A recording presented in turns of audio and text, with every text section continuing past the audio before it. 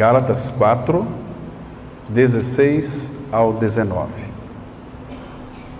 Tornei-me, porventura, vosso inimigo, por vos dizer a verdade? Os que vos obsequiam não o fazem sinceramente, mas querem afastar-vos de mim, para que o vosso zelo seja em favor deles. É bom ser sempre zeloso pelo bem, não apenas quando estou presente convosco, meus filhos, por quem de novo sofre as dores de parto, até ser Cristo formado em vós. Nosso Pai Celestial, nosso coração se alegra todas as vezes que abrimos as Escrituras. Teu Espírito que a inspirou, traga luz e entendimento espiritual para cada um de nós, para que vejamos além da letra a Ti mesmo. Pai, nesta oportunidade desejamos tocar mais uma vez toda a realidade que há na pessoa do Filho.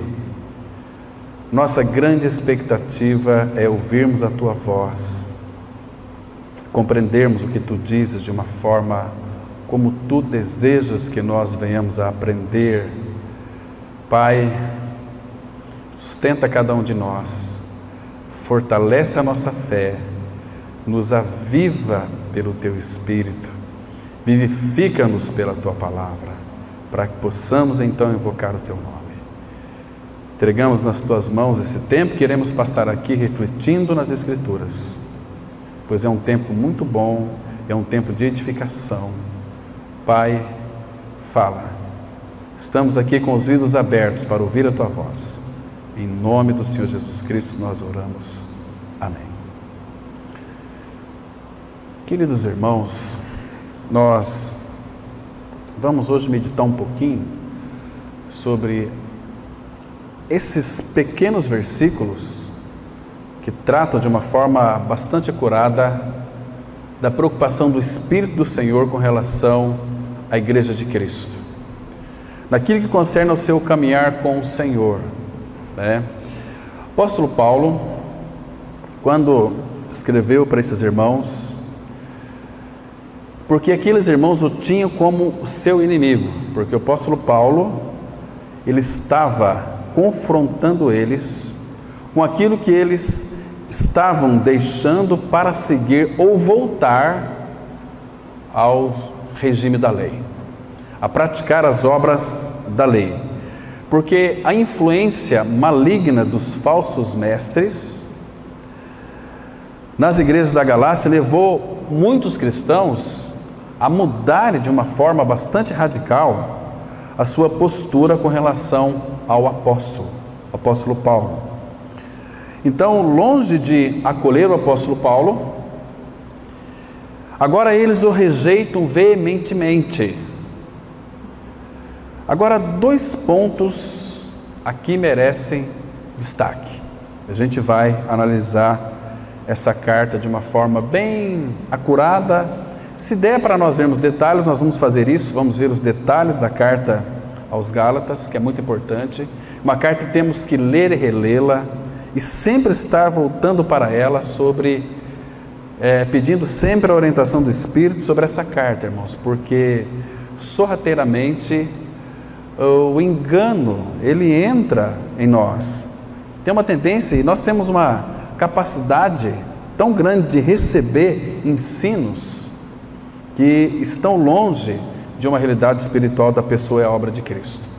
Aqui nessa carta nós vamos ter o capítulo 1 é um capítulo tão maravilhoso que Paulo conta parte da sua experiência que ele teve com o Senhor, daquele encontro onde o céu se abriu, o Senhor Jesus foi ao encontro de Paulo, fazendo ele cair por terra, para revelar a Paulo toda a realidade que é em Cristo. Então, naquela primeira revelação, Paulo ficou 3 anos junto com o Senhor na Arábia, lá no deserto, assimilando toda aquela preciosa visão que ele recebeu do Senhor.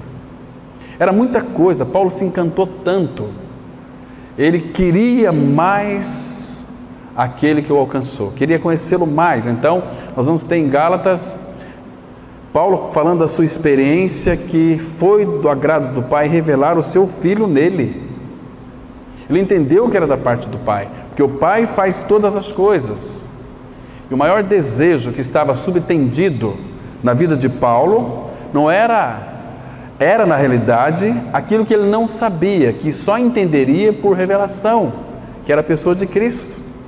Paulo se fundamentava na sua lei, ele perscrutava a lei, ele vivia segundo a lei, mas aquilo não satisfazia o apóstolo Paulo, até que ele teve encontro com o Senhor. Aquilo que Paulo ele imaginava que possuiria, mas não tinha alcançado ainda, ele fazia, cumprindo toda a lei de Deus. Ele estava convicto de que tudo aquilo que ele fazia era correto e adequado, porque ele queria alguma coisa que ele não sabia o que era. Nessa ânsia por buscar o Senhor, por aprender e ser um homem que foi instruído aos pés de Gamaliel, ele cresceu com um desejo profundo de conhecer Deus, mas ele se tornou tão assim afincado com a lei, que ele se esqueceu de Deus. Ele buscou a lei, os ensinamentos da lei, e começou então, como a lei ele tentava obedecê-la exteriormente, com aparência, igual muitos hoje, talvez inconscientemente, faz coisas tentando obedecer uma lei, mas é exterior, lá dentro que é o essencial. Então, quando o Senhor se revelou a Paulo, as escamas dos seus olhos caíram, como ele mesmo disse. Então ele pôde contemplar o Senhor Cristo revelado no seu interior. Gálatas 1, 15, 16. Preciosa experiência que ele teve com o nosso amado Senhor Jesus Cristo. Então ele abriu o coração, ele dilatou para aqueles irmãos gálatas. Ele sofreu muito por eles. Paulo encontrou ali muitos obstáculos para fazer com que o Evangelho chegasse à Galácia. Paulo sofreu muito, ele apanhou, encontrou muitas dificuldades, falsos irmãos, uma série de coisas, mas o Evangelho chegou àqueles irmãos, então eles puderam ter seus olhos abertos e crer no Senhor Jesus Cristo. Mas Paulo não poderia permanecer ali, ele saía dali, e quando saía, aqueles falsos mestres introduzia aquilo que era adequadamente, segundo a lei, correto, mas aquilo não traria para eles, uma vez que eles estavam em Cristo Jesus, nenhum benefício mais. O fim da lei é Cristo, para a justiça de todo aquele que crê. Então os gálatas achavam, pelos ensinos dos judaizantes, que chegou até eles de uma forma contundente, porque, irmãos, é como que a pregação. Pregação é você pregar sempre a mesma coisa, Cristo crucificado. Eles inseriam a lei todos os dias, até que convenceu os gálatas a voltar ao regime das obras da lei, aos judaizantes, aqueles que Paulo os chamou de falsos mestres. E eles começaram a ter Paulo como um inimigo. Paulo foi lá novamente com muito amor, com muito carinho, com muita ternura, com muita doçura, tentando mostrar para eles, apontando para eles o caminho que é um só, que é Cristo. Ele começa a discorrer, irmãos, no capítulo 2, um capítulo tão lindo, quando ele fala do tratamento da sua alma, que ele vai mostrar para os gálatas que ele, mediante a própria lei, ele morreu para a lei, para viver para Deus. E Paulo não muda o seu discurso em nenhuma das suas cartas. Escrevendo a Romanos 7,4, ele disse assim: assim também vós, meus irmãos, estáis mortos para a lei, por meio do corpo de Cristo, para pertencerdes a outro. E aqui em Gálatas 2,19 ele disse assim: porque eu, mediante a própria lei, eu morri para a lei, a fim de viver para Deus. Já estou crucificado com Cristo. Logo já não sou eu quem vive, mas Cristo vive em mim. Entende? Era um princípio maravilhoso, gracioso. Toda a graça que havia sido revelada estava em Paulo agora. E Paulo desejava tanto conhecer. E ele queria também que os irmãos lá da Galácia o conhecessem. O Senhor cheio de graça. João escreveu sobre que ele veio cheio de graça. E não apenas isso, deu um passo a mais. Em João 1,16 ele disse assim: e todos nós temos recebido da sua plenitude, e graça sobre graça. Graça sobre graça é um crescimento na graça. Graça sobre graça é uma graça infindável. É uma graça que nunca se acaba. Então vamos destacar aqui 2 pontos fundamentais. E o primeiro deles, irmãos, em primeiro lugar, é que Paulo é considerado inimigo dos Gálatas por causa da verdade. Tornei-me porventura vosso inimigo por vos dizer a verdade? Gálatas 4,16, que nós acabamos de ler aqui. E esse mesmo contexto, meus irmãos, também havia na época do profeta Amós. A história, se você parar para pensar, você pode sempre perceber que a história sempre se repete. Sempre se repete. Quando tem alguém que vai lançar a verdade, essa pessoa, ela é odiada. As pessoas a têm como inimigo. Quando você vai dizer algo para as pessoas, da verdade da palavra, da centralidade de Cristo, que Ele é a verdade, conhecereis a verdade, essa verdade vos libertará, você vai ter muitos inimigos também. Tornei-me porventura vosso inimigo por vos dizer a verdade. Em todas as épocas da história da humanidade, desde o Antigo Testamento até no Novo, a história vem se repetindo, vem se repetindo. Temos que ter essa percepção disto. Por isso que eu me referi aqui a Amós, no contexto ali de Amós, do profeta Amós. O que acontecia ali naquela época, irmãos? O povo de Israel, eles não aceitavam a correção do Senhor. Estão me compreendendo? Eles queriam viver acomodados em seus pecados, sem nenhum confronto ou correção. Eles detestavam quando alguém trariam correções sobre os seus pecados, que denunciavam os seus pecados. Eles aborreciam, eles odiavam. Dá uma olhada comigo em Amós, capítulo 5, versículo 10. É a mesma coisa, irmãos, mas contada de um modo diferente. A história vem se repetindo durante o longo de todos esses anos e séculos. Mas aqui nós temos algo interessante. Amós 5, verso 10, a palavra de Deus diz assim. Vamos ler com bastante atenção, olha só. Deus está dizendo assim: aborreceis na porta ao que vos repreende, e abominais o que fala sinceramente, ou que fala a verdade. Aqui, queridos, aborreceis na porta. A porta aqui era o local público de assembleia, onde se reuniam ali os tribunais daquela época. Era aqui a porta. E ali os juízes, eles odiavam aqueles que reprovavam os seus caminhos ímpios. Porque ninguém gosta de ouvir a verdade. A verdade fere, a verdade machuca, a verdade nos desnuda. A verdade mostra aquilo que nós somos em realidade. Nascemos na iniquidade, e em pecado concebeu a nossa mãe. Esta é a verdade que nos confronta e que muitos não aceitam. Não é bem assim. Eu não faço mal. Eu ajudo muitas pessoas, eu frequento a comunidade, eu sou batizado. Estão me compreendendo?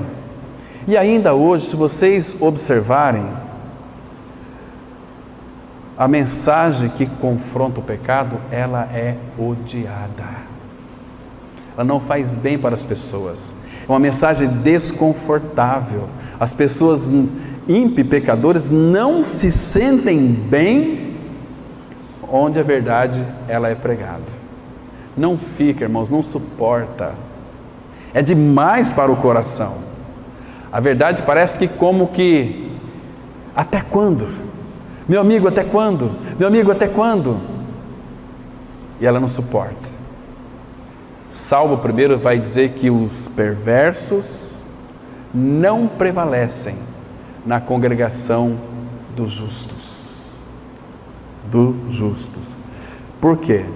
Esses juízes aqui, meus irmãos, dessa época de Amós, que por amor ao lucro, eles pregavam o que o povo queria ouvir.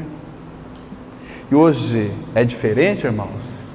O que atrai as pessoas? São mensagens adocicadas, mensagens de prosperidade, mensagens que você não vai ter problema. Se tem problema, você pela fé vai colocar para Deus e Deus vai resolver todos os seus problemas. É uma cruz de veludo. São, de fato, são profetas da conveniência. Estão me compreendendo? Profetas da conveniência. Queridos, Deus não se agrada disso. Deus não quer isso para a sua igreja. Estão me compreendendo, irmãos? Essas mensagens fazem com que os corações sejam estimulados para aquilo que ele é: corrupto, desesperadamente corrupto. E o apóstolo Paulo começa a confrontar aqueles irmãos ali da Galácia de uma forma tão contundente que eles de fato ficam perplexos. Eles parece como que essa mensagem para a vida deles era como que um peso. Este Paulo está trazendo para nós algo totalmente estranho, totalmente desalinhado. Então, queridos, aborreces na porta o que repreende e abomina o que fala sinceramente. Aqueles juízes aqui da época de Amós eram terríveis. Eles eram cruéis com os pobres, cruéis mesmos, porque a injustiça social nos dias atuais, irmãos, ela também é um grave pecado aos olhos de Deus. Qualquer lugar que você vá, o pobre é sempre rejeitado. Aquele que oprime o pobre, diz a palavra de Deus, está ofendendo ou insultando o seu Criador. Você está em Amós? Olha aqui os versículos 11 e 12. Que coisa triste. Isso, irmãos, há muitos anos antes de Cristo. Parece que foi escrita ontem. Olha aqui, bastante atenção, versículo 11. Portanto, visto que pisais o pobre e dele exigis tributo de trigo, não habitareis nas casas de pedras lavradas que tendes edificado, nem bebereis do vinho das vides desejáveis que tendes plantado. Agora, olha o 12. Porque sei serem muitas as vossas transgressões e graves os vossos pecados. Afligis o justo, tomais suborno e rejeitais os necessitados na porta. Irmãos, a história não está se repetindo, irmãos. Quantas injustiças sociais, e as injustiças sociais recaem sobre quem? O rico? Não, irmãos, é sobre os pobres. E Paulo diz aos Gálatas: tornei-me porventura vosso inimigo por vos dizer a verdade? Então, todo aquele que passou pela cruz pode ter certeza de uma coisa: é uma nova criatura. Isso a gente nunca pode demover da nossa mente. E a nova criatura, ela sabe quando um justo irmão o corrige. Isso será benigno para ele. Isso fará muito bem para ele, porque ele sabe que toda repreensão é como um óleo na cabeça. Toda repreensão. Aqueles que de fato estão tendo a pessoa de Cristo formada no seu interior. Quando somos repreendidos por irmão e irmãs, aquilo é como um óleo sobre a nossa cabeça, que vai curar, que vai restaurar. Lá em Provérbios 27:5 diz que leais são as feridas feitas pelo que ama. Os beijos enganosos são odiosos. Então, queridos, aquele Salmo 141, versículo 5, dá um pulinho lá. Veja aqui que versículo precioso. Salmo 141, o versículo 5.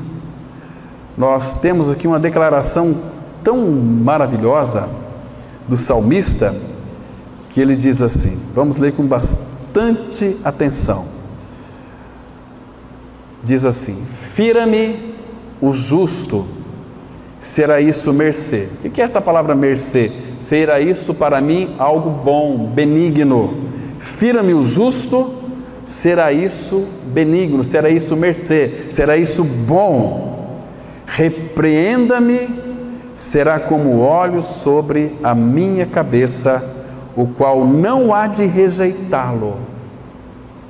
Continuarei a orar enquanto os perversos praticam a maldade. Irmãos, hoje o que nos entristece bastante é quando um irmão, uma irmã, vem nos confrontar, falar a verdade para nós. Qual que é a nossa reação? É já não querer se relacionar com aquele irmão. Irmãos, nós que conhecemos a verdade, muitas vezes, ou aparentemente parece-nos que nós não gostamos da verdade. E quando nós não gostamos de ser repreendidos ou feridos por um justo, que isso é bom para nós, sabe o que isso significa? Eu sei tocar a minha própria vida do meu jeito. Não preciso de que você venha apontar o erro, o meu erro. É assim que nós reagimos, irmãos.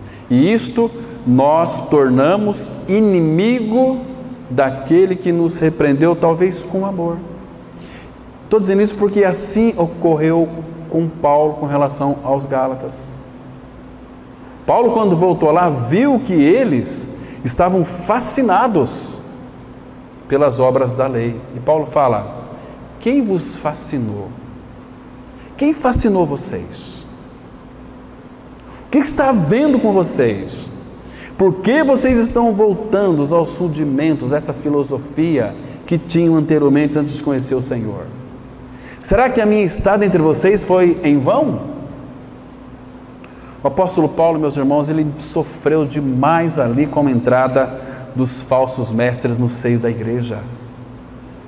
E entra sorrateiramente, porque a pregação da verdade passou a ser vista pelos cristãos gálatas como uma afronta para eles. Eles começaram a rejeitar o apóstolo Paulo. Eles tornaram-se inimigos do apóstolo Paulo, porque Paulo lhes estava pregando a verdade da palavra. Mas qual era a verdade que o apóstolo Paulo estava pregando, que despertou nesses cristãos tamanha aversão? Era a verdade que eles estavam abandonando o evangelho da graça para retrocederem à escravidão da lei. Isso Paulo achou um absurdo sem tamanho. Sabe como é que Paulo tratou com eles, confrontando eles, mas com muito amor? Abra em Gálatas, capítulo 3. Vamos ler os 3 primeiros versículos do capítulo 3. Chamou eles de: vocês perderam o juízo, vocês perderam a sensatez. Paulo queria saber. Talvez, quando Paulo os confrontou, estava ali no meio deles os falsos mestres. Gálatas 3:1. Ó Gálatas insensatos, quem vos fascinou a vós outros, ante cujos olhos foi Jesus Cristo exposto como crucificado? Quero apenas saber isso de vós. Quero saber uma coisa de vocês: recebestes o Espírito pelas obras da lei ou pela pregação da fé? Que confronto, irmãos! Eles deixaram o evangelho da graça, começaram a praticar a lei. Quem foi que fascinou vocês? Por que vocês são tão insensatos? Como que vocês facilmente saíram da centralidade de Cristo para voltar à lei? Respondam-me. E quando a verdade chega, meus irmãos, aqueles mestres que talvez cheios de boas intenções, talvez que se levantou no meio deles mesmos, começaram a pregar que deveríamos voltar para o judaísmo, Paulo os condenou. Aí o versículo 13 ele diz assim: Sois assim insensatos que, tendo começado no Espírito, estejais agora vos aperfeiçoando na carne? Paulo está mostrando que as obras da lei, nesse contexto aqui, é carnalidade. Vocês não vão alcançar uma vida de maturidade com o Senhor vos aperfeiçoando na lei. Porque Paulo fala o seguinte, a lei aqui ele compara com a carne, porque a lei, ela nos foi dada para mostrar quem nós somos, ela tem o seu valor, e devemos exaltar a lei, mas não viver debaixo da lei, porque o pecado não vai ter domínio sobre vós, porque nós não estamos debaixo da lei, e sim debaixo da graça. Romanos 6, verso 14. Ele continua dizendo, porque vocês começaram muito bem no Espírito, mas agora vocês estão se aperfeiçoando na carne, vocês estão querendo obedecer à lei. Para vocês é impossível isto. A lei é santa, o mandamento é santo, justo e bom, mas eu sou carnal, disse o apóstolo Paulo, Romanos 7, vendido ao pecado. Então, queridos, aqueles crentes lá da Galácia, eles preferiam ser bajulados pelos falsos mestres judaizantes a serem confrontados pela verdade do apóstolo. Então, tinha Paulo como seu inimigo. Queridos, eu tornei vosso inimigo por vos dizer a verdade? A verdade, porém, que fere a consciência, é o remédio que traz a cura, mas o bálsamo da mentira é um veneno que mata. Irmãos, vou dizer algo muito sério aqui, que o ódio pela verdade transforma amigos em inimigos. Comece a pregar a verdade. Aqueles teus amigos se tornarão seu inimigo, com certeza. O Senhor Jesus disse aqui no Evangelho de João, capítulo 7, versículo 7, uma coisa muito interessante. Vai mostrar por que o mundo odiava tanto o nosso amado Senhor. João 7, versículo 7. Ele disse assim, João 7, 7. Não pode o mundo odiar-vos, mas a mim me odeia, porque eu dou testemunho a seu respeito de que as suas obras são más. Aqui ele englobou todos, os que viviam sob a lei e os que não tinham lei. Todos vocês vão me odiar, porque eu dou testemunho de que as obras que vocês fazem são obras más. Porque aqui, irmãos, os fariseus, eles se julgavam filhos de Deus, porque eles obedeciam à lei, entende? E para obedecer à lei tem que praticar as obras da lei, mas uma vez que eles não conseguiam obter do Senhor cumprimento da lei, aquilo que eles faziam eram obras malignas, Deus não podia aceitar. Então Cristo dava testemunho contra eles, e eles odiavam a Cristo. Os Gálatas começaram no Espírito, muito bem, que maravilha, receberam o Evangelho da Graça, estavam em Cristo Jesus, mas queriam se aperfeiçoar nas obras da lei, fazendo isso para obter aquilo, cumprindo este mandamento aqui para obter aquilo do Senhor. Eles não conseguiam. Jesus disse o seguinte, olha, o mundo ele odeia a mim, porque eu dou testemunho a seu respeito que as obras que o mundo faz são más. Por que são más? Porque são feitas fora da pessoa de Cristo. O apóstolo Paulo escreveu lá em Colossenses 1:21, ele disse o seguinte, e a vós outros também que outrora eres estranhos e inimigos no entendimento pelas vossas obras malignas. Toda obra que uma pessoa faz, obra boa, fora de Cristo, é maligno. Qualquer pessoa aí que se diz religiosa que compra cestas básicas, que ajuda os pobres, mas estão lá fazendo selfie, estão lá mostrando, praticando coisas boas, são tudo obras malignas. Elas vão se sentir bem? Não tenho dúvida disso, mas Deus as considera como obras malignas, porque não foram feitas em Deus, não foram feitas em Cristo. Estão me compreendendo? Deus não quer um envolvimento nosso com as obras da lei. Está dizendo que não vamos praticar mais boas obras? Não estou dizendo isso. A palavra fala que quando nós nascemos de novo, Efésios 2:10 diz assim, que nós somos feitura dele, criados em Cristo Jesus para as boas obras. Essas boas obras são feitas em Cristo Jesus, para que a glória volte para Ele. Quando nós fazemos em Cristo, a glória volta para Ele. Quando nós fazemos as boas obras, quando nós queremos os aplausos, olha como aquele irmão tem feito tantas obras maravilhosas, isso é maligno.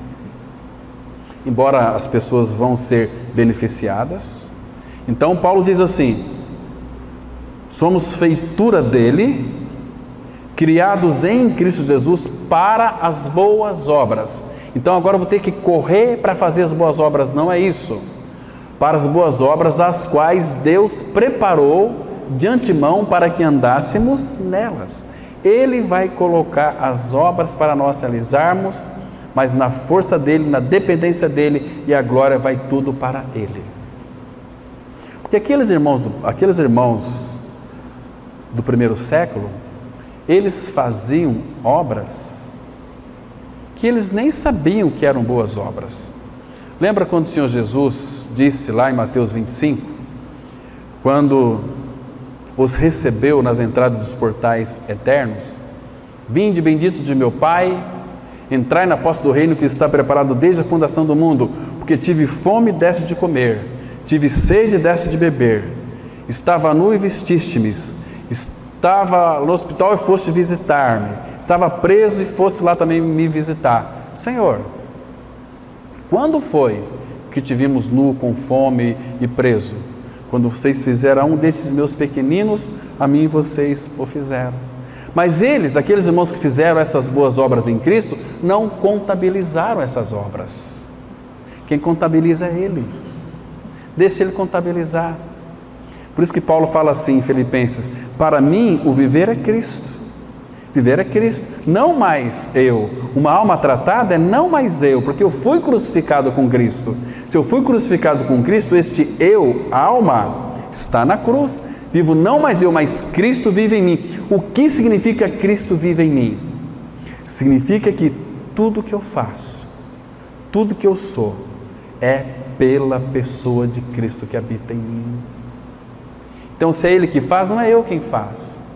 Isaías, ele diz assim, Isaías 26, Senhor, concede-nos a paz, porque todas as tuas obras, tu as fazes por nós.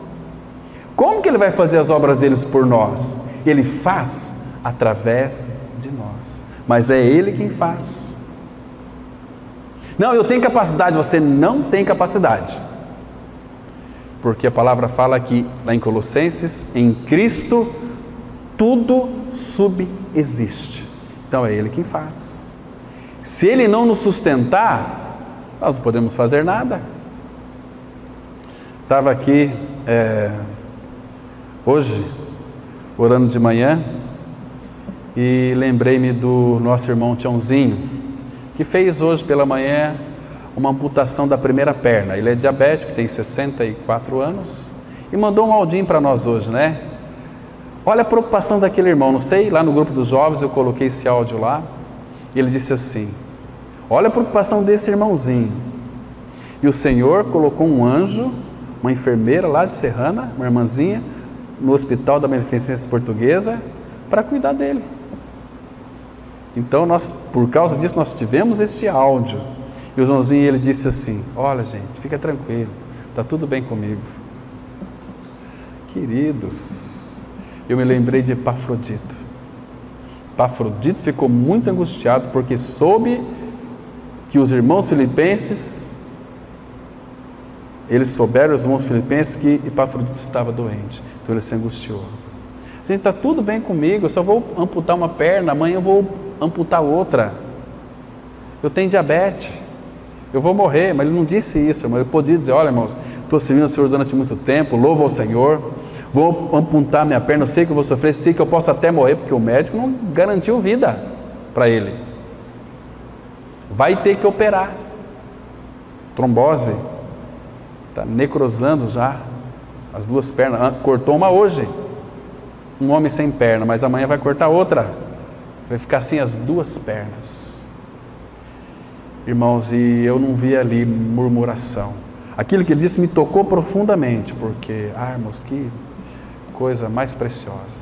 Falei: Senhor, como pode, um filho teu, poderia ser eu, qualquer um de nós aqui, amputar a perna. Imagina se você sabe que você vai amputar a tua perna hoje e amanhã vai amputar outra.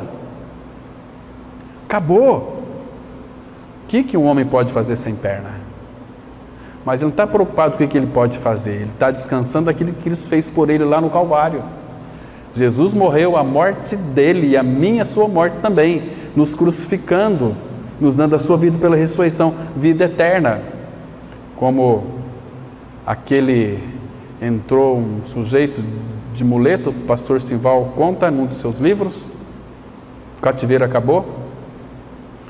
Pastor, será que Deus recebe um homem pela metade? Que ele não tinha uma perna. Aí o pastor disse assim: Deus recebe um homem pela metade, desde que ele se entregue por inteiro ao Senhor. Aí o Pai recebe. Entende, irmãos? Mas o privilégio nosso é muito grande, irmãos, de sermos chamados filhos de Deus. Então, depois de tratar ali os cristãos da Galácia de irmãos e filhos, Paulo se apresenta a eles como, vamos colocar aqui, deixa eu ser bem afetivo, como uma mãe. E eu vou explicar por quê. Que aquela mãe que está em agonia de parto para dar à luz. Se der tempo, eu quero aqui considerar pelo menos 4 verdades que também merecem destaque. Em primeiro lugar, vemos em Paulo um pastor que aprofunda relacionamentos. Gálatas 4,19, a parte A, ele diz assim: meus filhinhos, meus filhos. A palavra filhos aqui é teknon ou teknós no grego, que é filho, criança. Agora, como apóstolo e pai da fé dos cristãos da Galácia, Paulo ali demonstrou várias vezes seu profundo desgosto pela atitude imatura deles ao abandonar tão depressa o evangelho verdadeiro de Cristo, que é o evangelho da graça. Ele disse aí, olha aqui em Gálatas capítulo 1, versículos 6 e 7. Observe que coisa interessante, irmãos. Então, Paulo aqui ficou admirado. Então ele escreveu para eles dizendo o seguinte, Gálatas 1, verso 6: admira-me que estejais passando tão depressa daquele que vos chamou na graça de Cristo para outro evangelho, o qual não é outro. Isso que vocês querem praticar não é um outro evangelho que vai levar vocês a Deus. Só tem um evangelho, o evangelho da graça. Senão que há alguns que vos perturbam e querem perverter o evangelho de Cristo. Não há outro evangelho. Qual que é o evangelho da graça, irmãos? Aquilo que Cristo é e fez. Qual é o legado que Deus deixou para a igreja? Cristo crucificado. Paulo, quando chegou lá em Corinto, ele não quis saber nada entre eles, senão a Jesus Cristo e este crucificado. Queridos, não me importa o que vocês fazem no culto, Cristo e a cruz é o centro desta assembleia. Evangelho. Essa palavra evangelho, irmãos, não pode ser esquecida no nosso coração. Evangelho sempre foi e sempre será o poder de Deus para a salvação de todo aquele que crê. Por isso que Paulo não se envergonhava do evangelho, porque o evangelho é o poder de Deus. Nessa palavra evangelho há poder de Deus para a salvação. Por isso que ninguém será salvo a não ser pelo evangelho.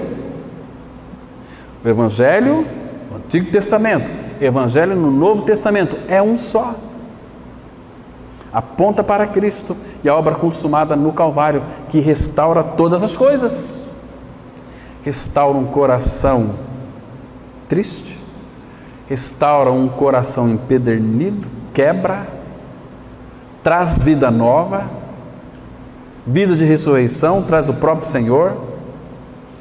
Irmãos, por isso que o apóstolo Paulo, como nós já lemos aqui em Gálatas 3:1, Paulo os chamou de insensatos. Essa palavra insensata, ela é muito dura, ela é sem senso, é falta de juízo, é um louco, é um débil mental, sem senso. Paulo chega a dizer que pensou ter trabalhado em vão para eles, Gálatas 4:11. Agora, porém, Paulo, num tom pastoral, cheio de ternura, o chama de, Gálatas 4:12, de irmãos. Que lindo!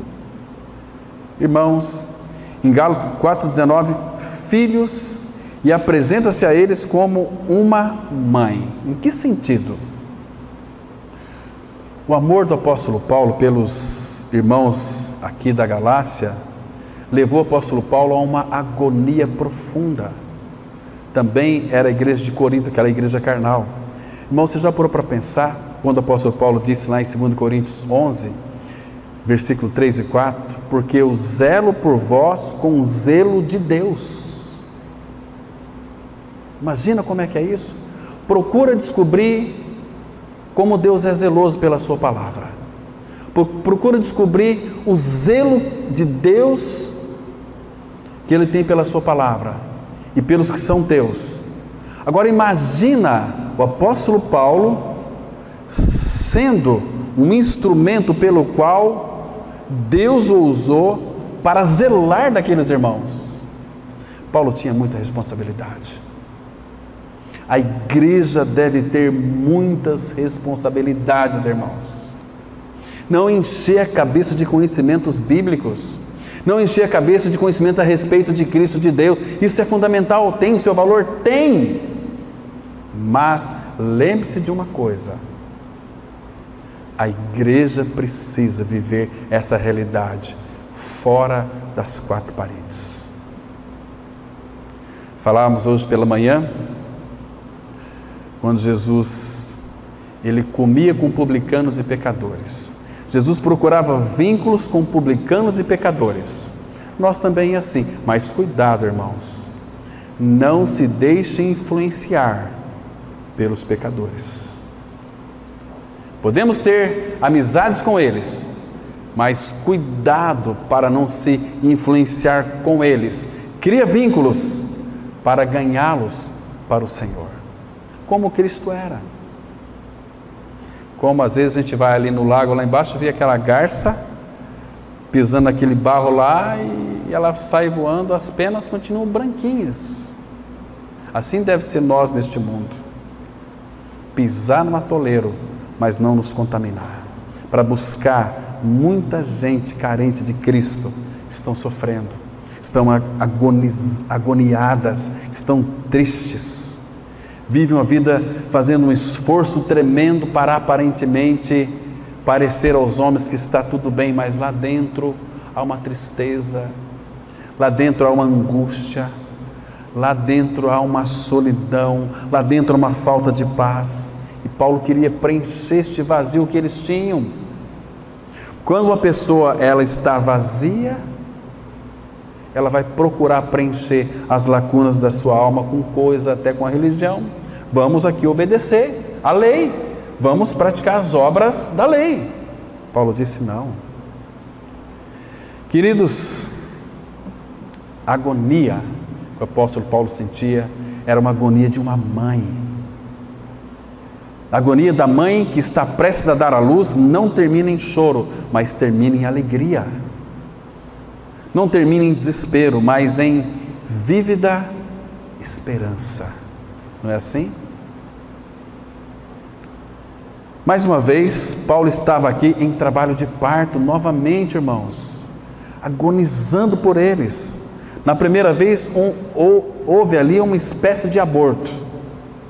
Eles começaram muito bem no espírito, mas começou a aperfeiçoar na carne. Então Paulo novamente, mais uma vez, estava sofrendo as dores de parto. Agora dessa vez, Paulo, ele anseia que Cristo seja verdadeiramente formado neles.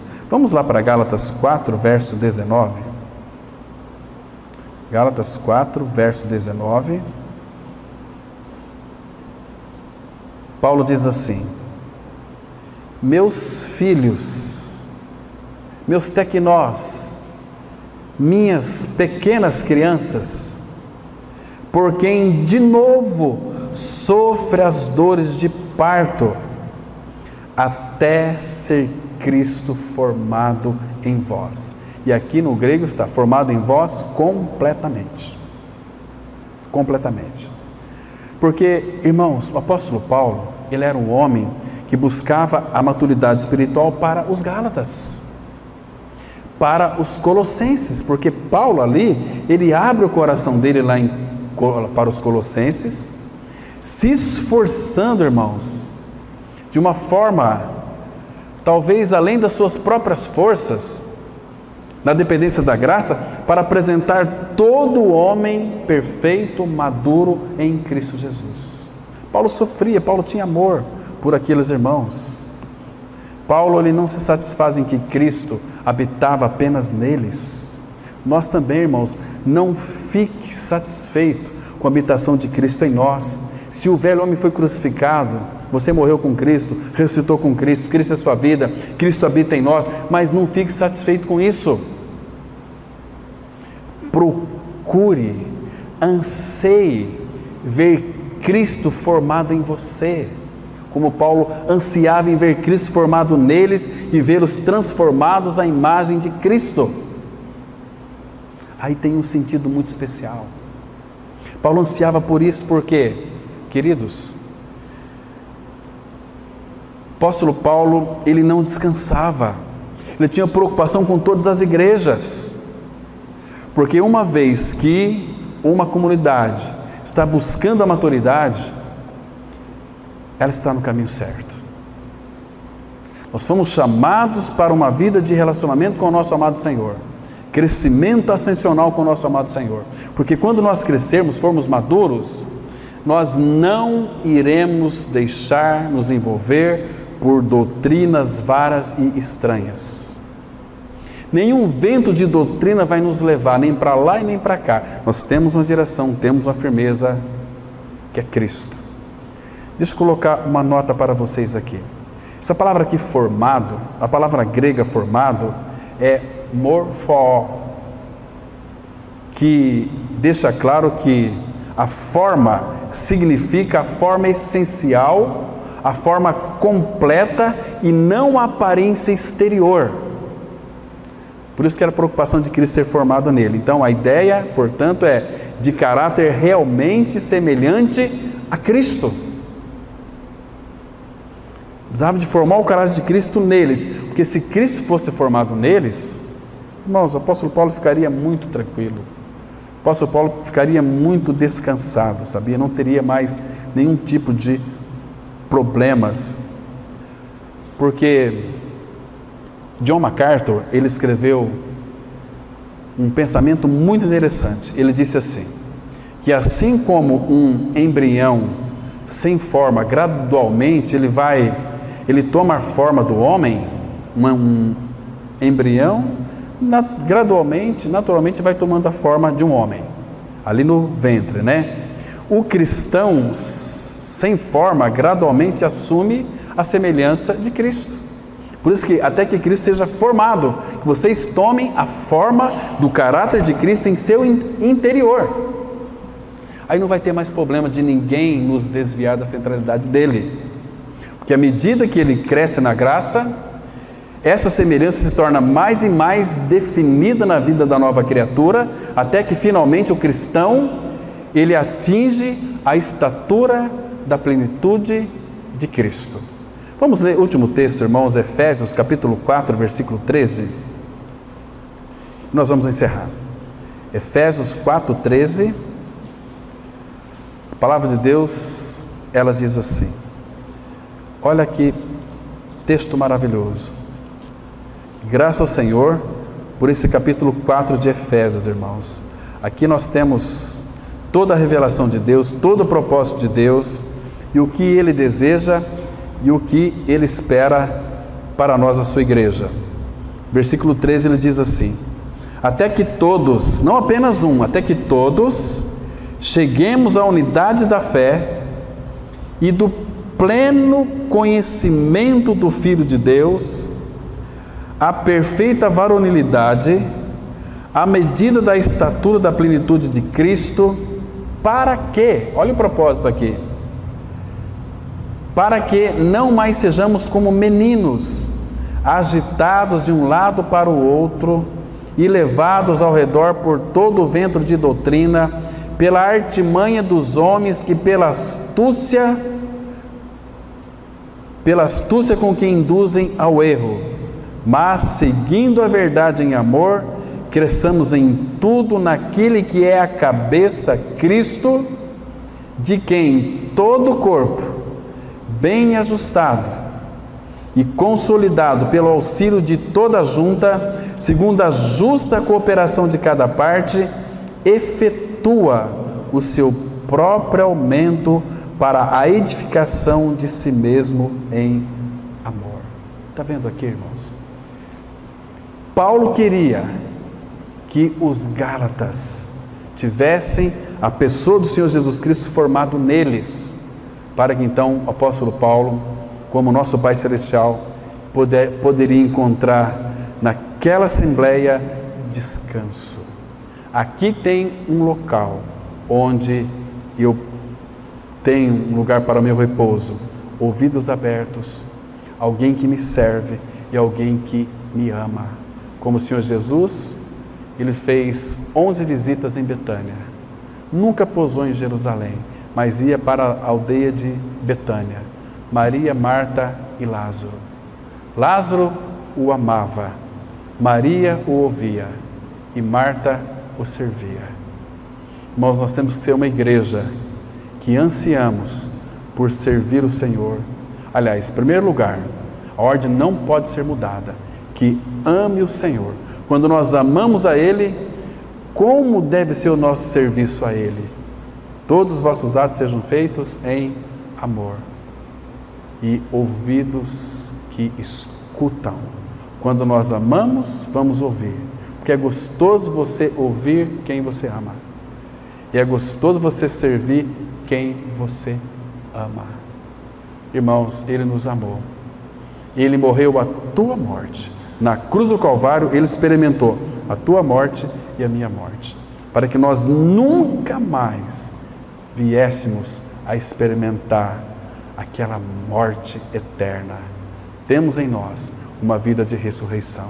Ele disse: eu sou a ressurreição e a vida, quem crê em mim, como diz, eu sou a ressurreição e a vida, quem crê em mim, ainda que morra, viverá, e todo que vive e crê em mim, não morrerá eternamente. Crês isto?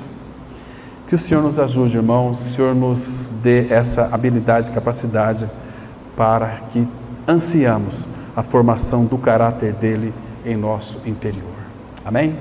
Vamos orar.